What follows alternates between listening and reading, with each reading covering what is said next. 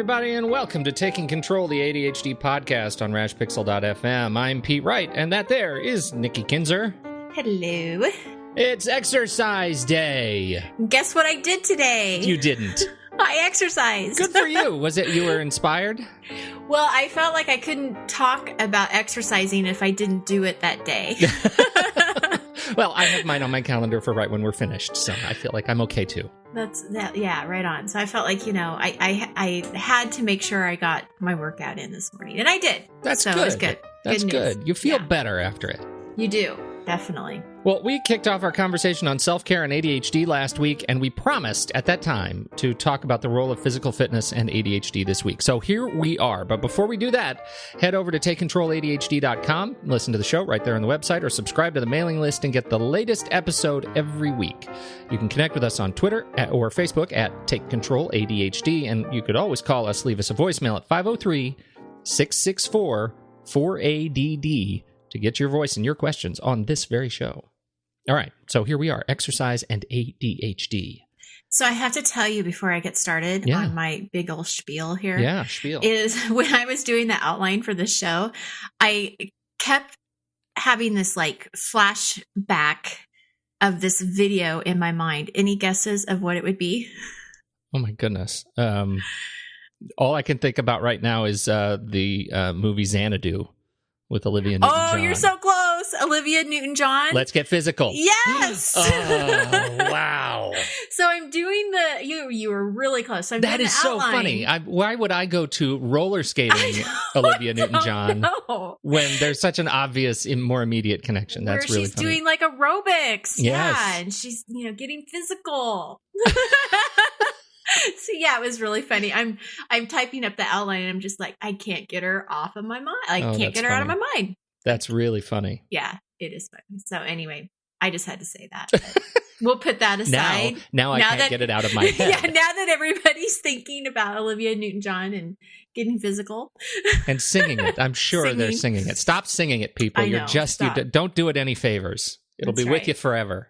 That's right. All right. So exercise, it's the first, outside of last week when we were kind of talking about our vision and stuff around self-care and what it means, it really is kind of the first topic to talk about because it's probably one of the most important, all of these things are important. I don't want to discredit anything, but exercise is definitely really up there on the list that if you're going to make time or get started on any of these things, and we always talk about starting small, starting with one thing at a time, exercise is probably a good place to start, wouldn't you think? Oh, yes, I do. And you know what? The other thing I think about is, we talked about forgetting what it means to feel good. I think once you start again, you remember pretty quickly. Yes. It makes a real impact almost immediately. Well, yeah, it hurts really probably a little bit, and then it feels better. Especially that next day or the second day, right? Like, right. Yes. Well, and there's also a lot of guilt, I think, that's wrapped up into exercise. At least I know it is for me. There's always this sort of nagging, I should exercise. And I think that for me, the shift came where it wasn't about losing weight. It was more about how I feel. And like you said, it's more about, remembering how it feels to just feel good. And when you start kind of shifting the reasons why you're losing or not losing weight, Sam, subconsciously, I'm like, lose weight, Nikki. But, when you start kind of shifting the way you think about it, that no, it's really just a way for me to feel good, to get energy. It's a great stress releaser. You start to really think about what all the great benefits, and it's not just about weight. It's not just about how you look. It starts to be a little bit easier, I think, to be a little easier on yourself. Like, so if you miss a day, it's not like the end of the world. You know what I mean? Yeah. Well, and this was the thing we talked about before, which is that the easiest way to find, and I really like how you say that it's not about weight, because really physiologically it's also not about weight, right? It's about tone and muscle and fitness and bone and joint. But weight you handle most directly through nutrition, through what you eat. Exercise is different. And if you separate that and you think, oh, I'm going to go run because I'm going to lose weight. If you think that way, you're not going to lose weight. That's not why you do it. Such a good point. Because there is that statistic that says, I think 80% of that is your nutrition, or losing weight is about 80% of what you eat. So yeah, you're absolutely right. It's not going to happen. Well, and I think it's interesting because we go into thinking, at least again, I can only talk for myself. I have these great intentions. It's Monday morning. I'm going to get up. I'm going to go do this. And it doesn't happen. And I think that for me, one of the reasons it doesn't happen is I always kind of feel like something else is more important.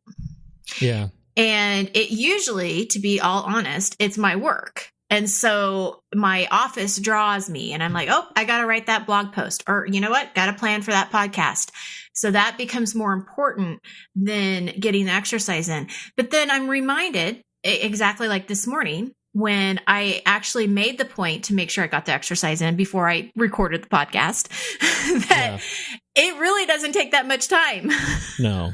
It really didn't. And I don't exercise for an hour or 2 hours. I exercise for 30 minutes. And, by golly, I did the exercise. I still was able to shower and get into the office and plan for the podcast and do what I needed to do, to be ready here for you. And it all worked. Mm-hmm. That's right. I am often surprised by how ridiculous my assumptions of time become around exercise, because when I think about exercising, I look at my calendar and I think, well, that's half my day.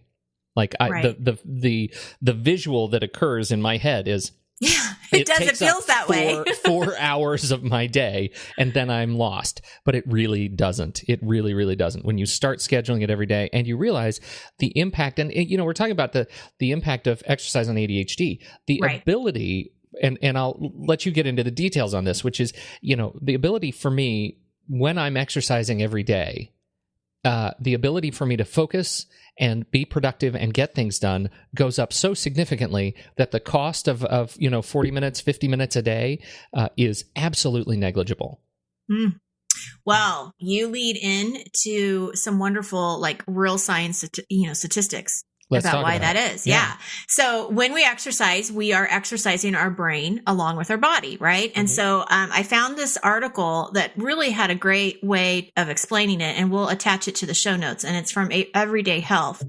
And what they say is that, the exercise actually does the same thing as ADHD medication.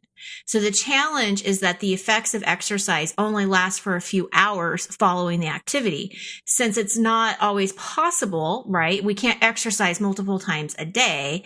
Other interventions like medication can be helpful. So it's kind of like this puzzle of when you're looking at how do I best take care of my ADHD, there's many components to it, but exercise really needs to be part of that component, because it can be just like taking medication. You get both of those things together and, and I'm not saying, one way or the other, but it's there. And I want people to know about it, that it matters, these two things together can really make a difference. So what happens is when you exercise, your brain releases, not releases. That's not even a word, Pete. Your brain releases several important chemicals like endorphins, dopamine, serotonin. And these are the brain chemicals that affect your focus, which is what you're talking about, attention. And all of these are in short supply with people that have ADHD. So when you're exercising, these endorphins, they produce these feel-good chemicals. So not only are you really helping yourself focus and be more productive that day, you're also fighting depression and dealing with stress in a really healthy way versus, going and taking a drink of alcohol in the middle of the day when you should not be doing it. You know what I mean? Whatever it is, but it's really dealing with stress in a healthy way too.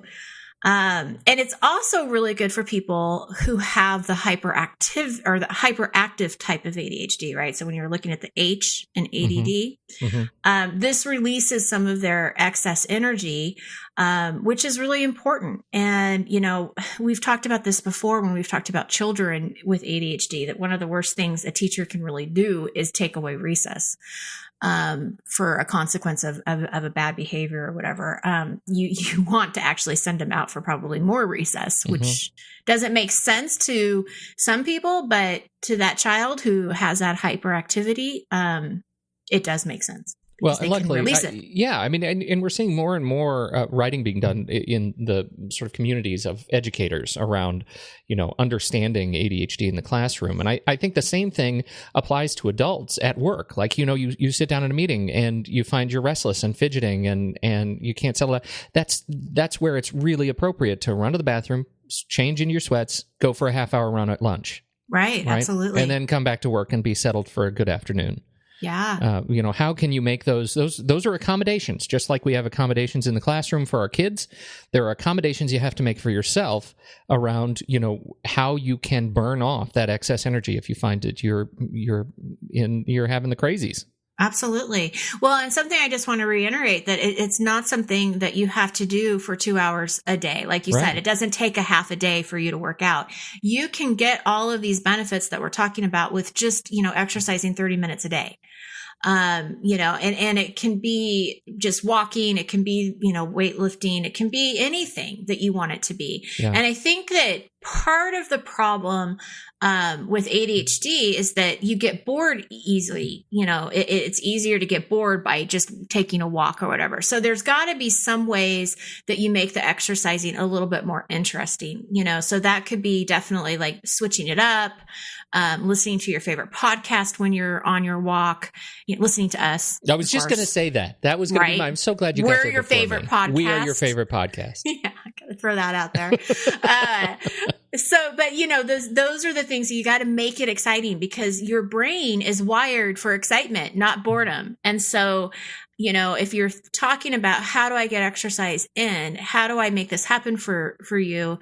That's one of the things you have to look at is what do you enjoy doing? What do you love doing? And doing more of that than doing the boring stuff like walking on a treadmill. May not excite you. There was a previous blog post that, I guess I probably wrote it, 2 or 3 months ago, but it was 10 tips on how to fit exercise into your daily routine. And I'd like to cover some of those today because we are talking about exercise. What do you think? All right. I like it. Yeah. So, and we'll make we'll put the link of this blog post into the show notes as well, so you can actually see it. Yeah.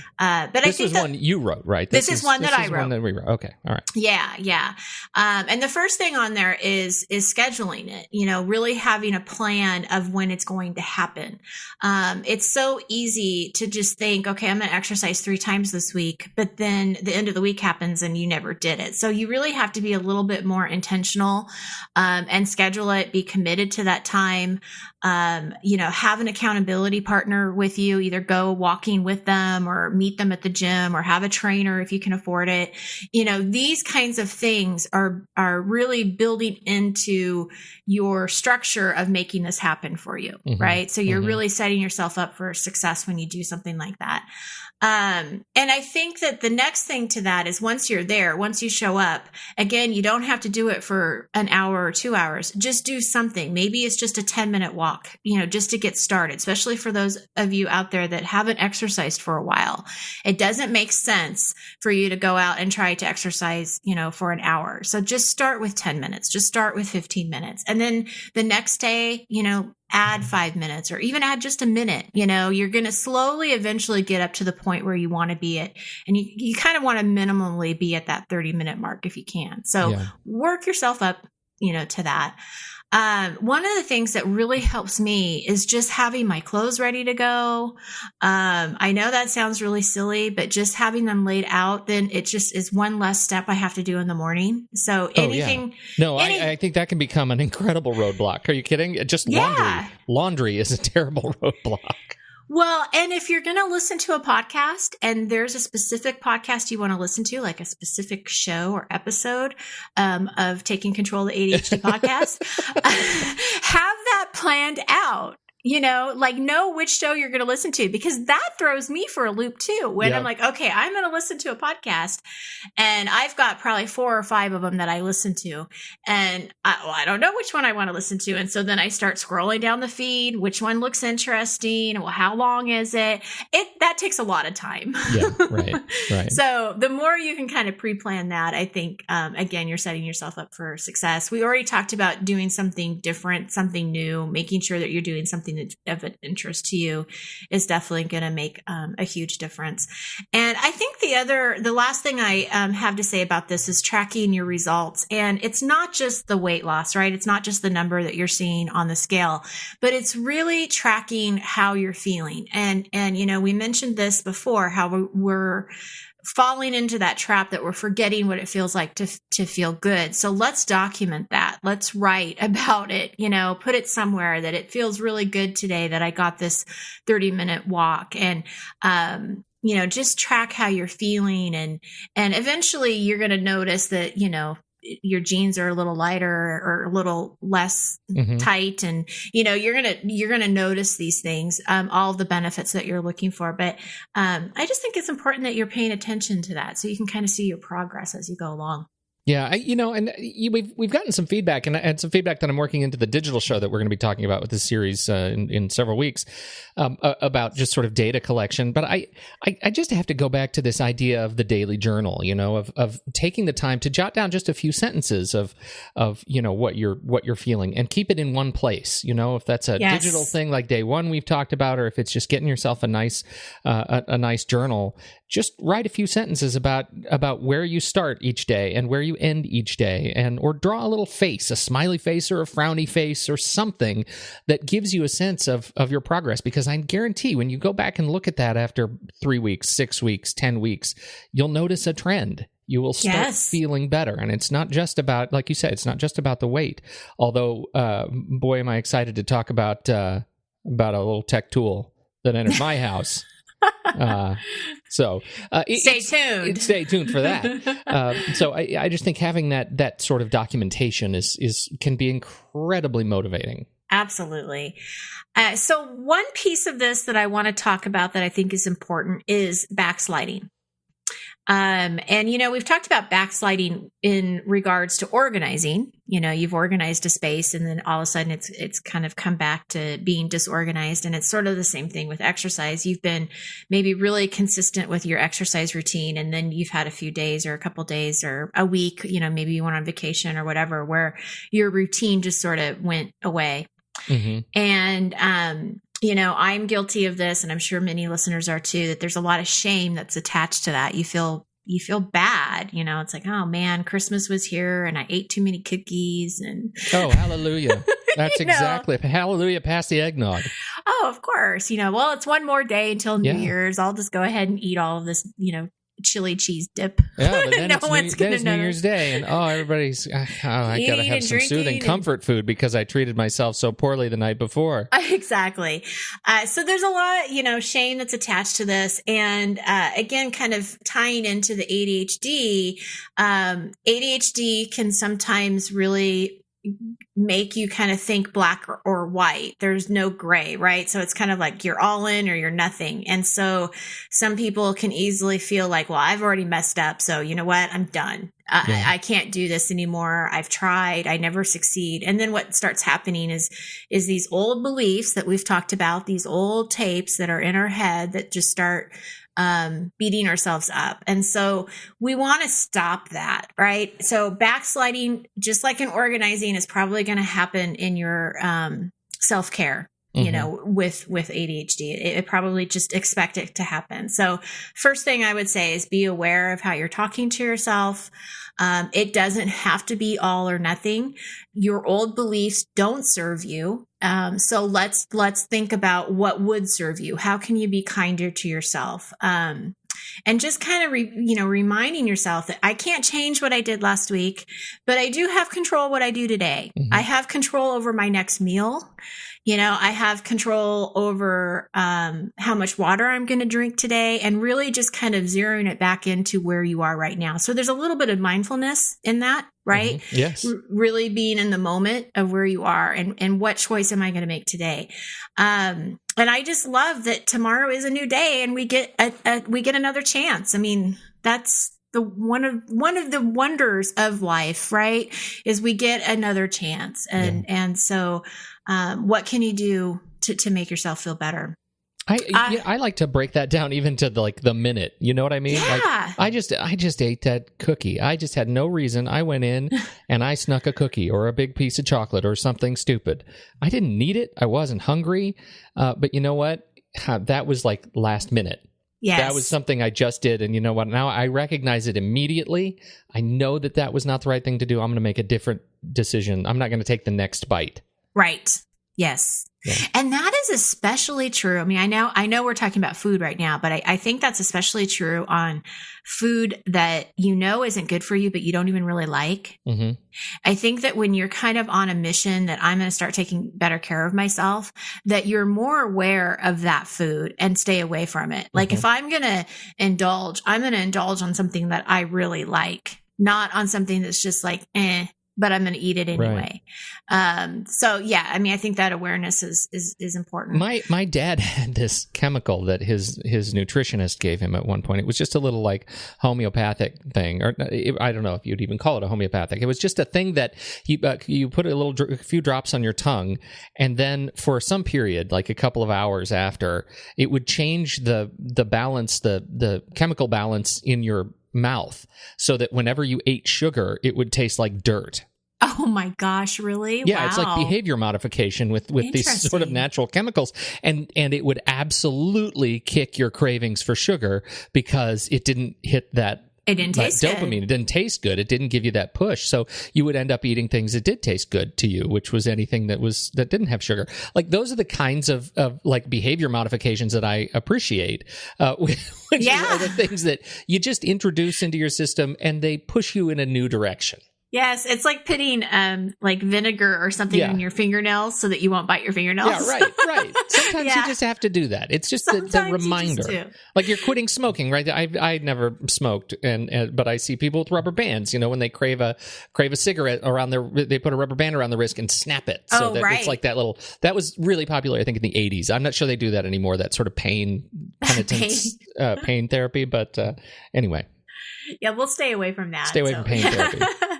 Well, another really good strategy, I think, is this 3-day rule that is really great to implement if you're putting a lot of time and intention into this exercise program, that after the 3rd day of missing your exercise workout, just knowing that on that 4th day, you have to do it. Like there is just no excuse, even if it's just for 10 or 15 minutes, because what typically happens is that after the 4th day, then you really tend to get into that backsliding momentum. And so, I would just be aware of the calendar. If you missed your workout on Monday and Wednesday, just make sure you're doing it on Friday.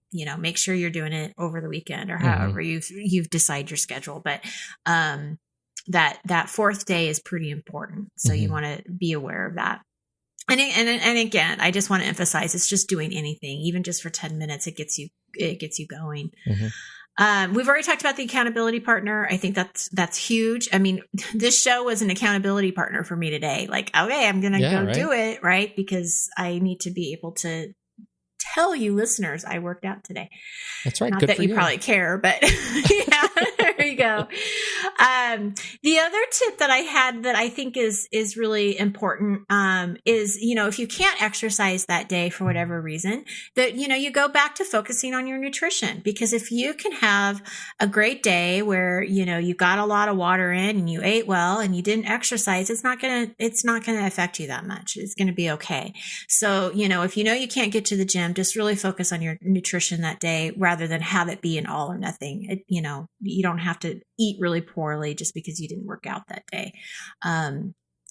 That's huge. That was the real sort of in terms of tracking data. Again, I don't want to focus too much on that, but in terms of tracking data, when I started keeping a food journal and tracking the calories that I was taking in, and the app that I was using would give me the calorie credit when it sensed that I did some exercise.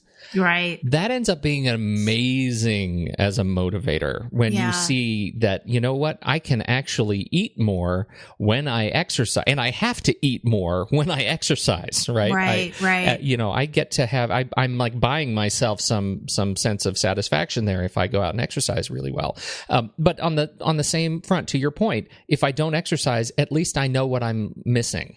Right. And I know how to make the right decisions because I know the gap that I won't be able to fill that would have existed had I gone out and worked out. So anyway, that's big stuff. Well, I would love to hear from other people because I think that this, a lot of people out there, this is really important to them. There's several clients that I talk to that, I have to get my running in, I've got to do this, and they've already had that shift. And so I would love to hear if that is you, how does that work for you? What are your thoughts, your ideas, general tips or opinions? We want to hear from you. So definitely call us or, leave a comment on our podcast page or whatever you want to do. I would love to hear more thoughts on this.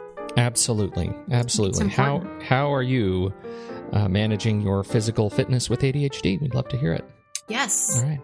That's it. I think that's all we have to say. Yes. It is. Fantastic. All right. Thank you so much, everybody, for downloading and listening. Again, jump over to Take Control ADHD on Facebook or Twitter and join the conversation there. And on behalf of Nikki Kinzer, I'm Pete Wright, and we'll catch you next week on Taking Control, the ADHD podcast.